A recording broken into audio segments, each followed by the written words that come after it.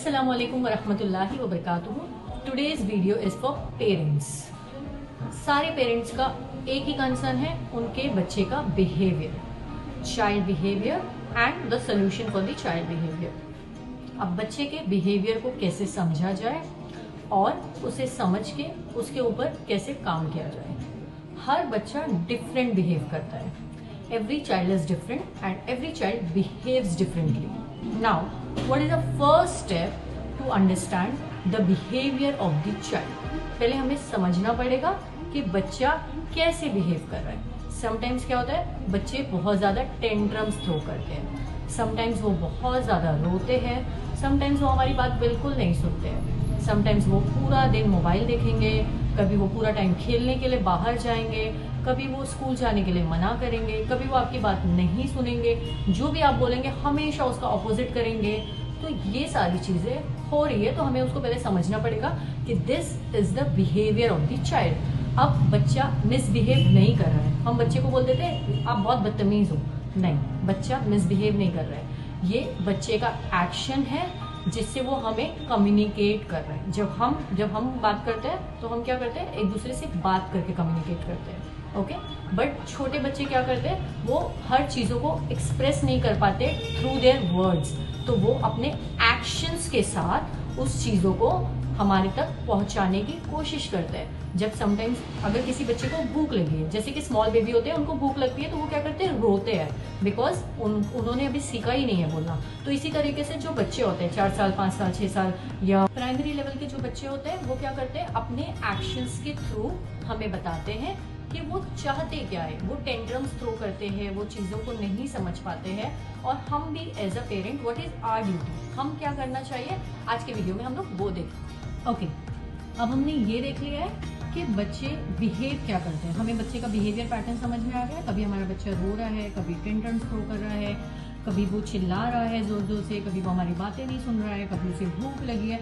But ये सारी चीज़ें होने की कोई ना कोई वजह है। अभी सबसे पहला एज अ पेरेंट हमारा काम ये है कि हम उस वजह को ढूंढें। Now what is the reason behind it, what are the causes behind the action of the child. अभी हमें देखना है कि what are the causes, what are the reasons behind the behaviour of the child. जो बच्चे का behaviour change हो रहा है, जो बच्चा एक्शन हमें शो कर रहा है, उसके पीछे के रीजंस क्या है। There are many reasons, some are going to, some I am going to tell you कि कुछ रीजंस मैं आपको यहाँ पर बताऊंगी कि कौन कौन से होते हैं। बहुत सारे रीजन है। सबसे पहला जो रीजन है, lack of routine. Now what is lack of routine, हमारे बच्चे का कोई फिक्स रूटीन नहीं है। मतलब मेरा बच्चा कब उठ रहा है, कब सो रहा है, वो कितना टाइम मोबाइल देख रहा है, वो कितने बजे खा रहा है, वो कितने बजे खेलने के लिए जा रहा है, वो आउटडोर एक्टिविटीज में क्या कर रहा है, वो इंडोर एक्टिविटीज में क्या कर रहा है। मतलब कोई प्रॉपर रूटीन, जैसे हमारा रूटीन होता है ना कि हम लोग सुबह उठते हैं, फिर अपना काम करते हैं, फिर ऑफिस जाते हैं, स्कूल जाते हैं, शाम को आ रहे हैं, खाना बना रहे हैं। So we have fix routine, जैसे कि संडे के बाद मंडे आता है, मंडे के बाद ट्यूसडे आता है, एवरीथिंग अपने रूटीन में चल रहा है। तो उसी तरह से हम छोटे बच्चों का जब रूटीन बना के रखेंगे तो वो चीज़ बहुत ज़्यादा हेल्प करेगी कि बच्चा मिसबिहेव नहीं करेगा। मतलब वो अलग सा कुछ बिहेवियर अपना शो नहीं करेगा। अगर उसकी नींद बराबर है, वो टाइम पे खा रहा है, वो टाइम पे खेल रहा है, उसको पता है कि this is the particular things I have to do at this time and this time. Okay, now what is the second thing, second thing is no fix sleeping time and eating time. बहुत जरूरी है। हम लोग को लगता है छोटा बच्चा है ना, जब रोएगा तो हम लोग दे देंगे, no, what you have to do, you have to set the fix timing for the child. बच्चे को कब खिलाना है, हर 2 घंटे के बाद मुझे मेरे बच्चे को खिलाना है, हर 3 घंटे के बाद खिलाना है, what ever the timing you have fixed, आपको उसको फॉलो करना है रिलीजियसली। ओके, ऐसा नहीं है कि जब बच्चा रोएगा या जब बच्चा मांगेगा। कभी कभी ऐसा होता है कि बच्चे खेलने में उनका माइंड डाइवर्ट हो जाता है, वो नहीं मांगते हैं खाना। But as a parent it is our duty कि हम उनको टाइम टू टाइम खाना खिलाए और टाइम टू टाइम सुलाए। बच्चा अगर मोबाइल देख रहा है वो नहीं सोएगा, वो उसको पता है कि something interesting is on the screen, तो फिर वो अपनी नींद को अवॉइड करेगा। तो as a parent it is our duty कि हम अपने बच्चे को टाइम पे सुला दें। Next thing is over use of mobile. आजकल के बच्चे बहुत ज़्यादा मोबाइल यूज करते हैं। This is the also problem कि बच्चे मिसबिहेव करते हैं। क्यों? क्योंकि उनको नहीं पता है और हमें भी नहीं पता है कि वो मोबाइल पे ऑल द टाइम क्या देख रहे हैं। बिकॉज जब बच्चा मेरा मोबाइल देख रहा है तो all the time we are not seeing that कि वो क्या देख रहा है, वो क्या स्क्रॉल अप कर रहा है, वो क्या सर्फिंग कर रहा है, वी डोंट नो। तो वहाँ पे बहुत सारी ऐसी चीजें आती है जो हमारे बच्चे को नहीं देखना चाहिए और हमारा बच्चा देख रहा है, तो वहां से भी हमें नहीं पता है कि वो क्या क्या सीख रहा है। Next is over pampering. Now what is over pampering, बहुत ज्यादा एक्स्ट्रा लाड और प्यार भी बच्चे को खराब करता है। See, as a parent it is our duty to love our child और to love our children, but extra love कभी कभी बहुत ज़्यादा, बोलते हैं ना, बहुत ज़्यादा कुछ चीज़ मीठी हो जाती है तो फिर वो ख़राब हो जाती है। सो बहुत ज़्यादा प्यार नहीं करना है, लिमिट में प्यार करना है। Okay parents, next is inconsistent parenting. Now what is that? Sometimes क्या होता है, mother is available, father is not available, sometimes father is available, mother is not available. So ये भी चीज़ है जो बच्चे को दोनों पेरेंट्स साथ में नहीं मिलते हैं, तो ये चीज़ भी बच्चे को बहुत ज़्यादा डिस्टर्ब करती है, क्योंकि वो अपने आसपास, अपने पीयर्स में, अपने क्लासरूम्स में देख रहे हैं कि दोनों पेरेंट्स बच्चे को हैंडल कर रहे हैं, उनके फ्रेंड्स को हैंडल कर रहे हैं, बट उनके पास दोनों पेरेंट्स एट अ टाइम नहीं होते। See there are many reasons, parents, father is out of the country for the work और the mother is going out, तो दोनों पेरेंट्स का बहुत ज़्यादा ज़रूरी है कि बच्चे को साथ में थोड़ा टाइम देना। This is the also reason जहाँ पे बच्चे मिसबिहेव। बहुत सारे टाइम पे ऐसा होता है कि जहाँ पे दोनों पेरेंट्स नहीं होते, बहुत सारे ऐसे बच्चे होते हैं जो प्रॉपर बिहेव नहीं कर पाते हैं और अपने एक्शंस को, अपने एक्सप्रेशन को, अपने फीलिंग्स को प्रॉपरली एक्सप्रेस नहीं कर पाते हैं। वो बहुत ज़्यादा गुस्सा हो जाते हैं, बात बात एग्रेसिव हो जाते हैं। So this is the also reason. Next is learning difficulties. कभी कभी स्कूल्स में बच्चों को नहीं समझ में आता है, वो उनको डिफिकल्ट होता है लर्न करना, उनको टीचर का कॉन्सेप्ट नहीं समझ में आता है। So this is the also reason. Next is lack of outdoor play. कभी कभी क्या होता है, हम अभी आजकल ऐसे सोसाइटीज में रहते हैं जहाँ पे हम अपने बच्चों को बहुत ज़्यादा घर में रखना चाहते हैं, बाहर नहीं भेजते, क्योंकि हमें लगता है कि बच्चा बाहर जाएगा तो बिगड़ जाएगा, इसके साथ रहेगा तो बिगड़ जाएगा। This is also a correct thing, but make sure कि आपका बच्चा आउटडोर प्ले को भी एंजॉय कर रहा है, because that is also a very important thing, जहाँ से बच्चा सोशल रहना सीखेगा, सोशलाइज होगा और अच्छी और बुरी दोनों ही बातें सीखेगा। बट मेक श्योर कि आप उसके साथ रहे, उसको कंपनी करे, बाहर वो जा रहा है, किससे मिल रहा है, किसके साथ खेल रहा है, क्या कर रहा है, और राइट पर्सन के साथ, राइट फ्रेंड के साथ उसको बाहर खेलने दें। So outdoor play is also one of the most important thing. And the last is loneliness and attention.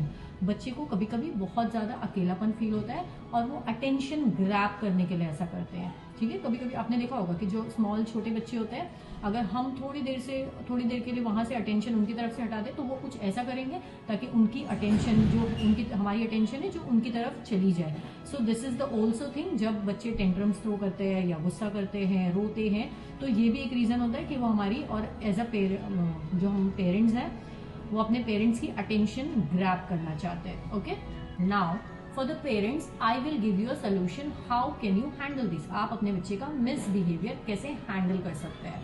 The very first thing is, आपको सबसे पहला काम करना है, जो मैंने पहले भी बता चुकी हूँ, कि आपको अपने बच्चे का फिक्स डेली रूटीन रखना है। वो टाइम पे खा रहा है, वो टाइम पे स्कूल जा रहा है, वो टाइम से स्कूल से आ रहा है, वो आउटडोर प्ले कर रहा है, वो टाइम पे सो रहा है, वो टाइम टू टाइम स्क्रीन देख रहा है, वो टीवी भी टाइम टू टाइम देख रहा है। मीन्स प्रॉपर टाइम टेबल होना चाहिए हर चीज़ का। आपका baby very small, like 2 months का है, 3 मंथ्स का है, जब से आपको उसका टाइम टेबल बना देना है कि मेरा बेबी कब सो रहा है, कब उठ रहा है, कब जाग रहा है, ताकि बच्चा प्रॉपर रूटीन को फॉलो करे और उसी चीज की उसको हैबिट रहे। Next is reduce the screen time. Screen time आपको रिड्यूस करना है। अगर आपका बच्चा 2 घंटे मोबाइल देख रहा है तो आप उसको थोड़ा करके कम करिए और उससे किसी और एक्टिविटीज में एंगेज करिए, किसी आउटडोर एक्टिविटी में, किसी फन एक्टिविटी में, ताकि आपके बच्चे का स्क्रीन टाइम कम हो जाए। स्क्रीन टाइम कम होने से भी बच्चे को बहुत ज्यादा हेल्प होगी। थर्ड इज बिकम अ काम पेरेंट। नाउ व्हाट इज काम पेरेंट? काम पेरेंट का मतलब होता है कि आप धीरे बोलेंगे, आप ज्यादा गुस्सा नहीं करेंगे तो आपके बच्चे भी वैसे ही बनेंगे। हम जोर जोर से चिल्लाएंगे, हम गुस्सा करेंगे तो बच्चे हमारा देखकर सीखते हैं। इसीलिए whenever you are dealing with the kids, whenever you are talking with the small kids, you have to be very calm, very patient। एकदम सुकून से बात करिए, चिल्लाइए मत, बहुत जोर से मत चिल्लाइए, धीरे बात करिए ताकि हमारे बच्चे भी वही सीखे। Next thing is improve communication. Very important thing for a parents कि आप अपने बच्चे के साथ कम्युनिकेशन बढ़ाइए। आपको जब आपका बच्चा बाहर से आ रहा है, आइदर वो स्कूल गया है या वो आउटडोर प्ले के लिए गया है, वो गार्डन गया है, वो कहीं भी गया है, आपको क्या करना है, व्हाट इज योर वर्क। जब भी बच्चा आ रहा है आप अपना काम कर रहे हैं, यू कंटिन्यू। पेरेंट्स बोलते हैं हमारे पास टाइम नहीं है बिकॉज हम ऑफिस जा रहे हैं, मम्मा घर में खाना बना रहे हैं, वी डोंट हैव टाइम।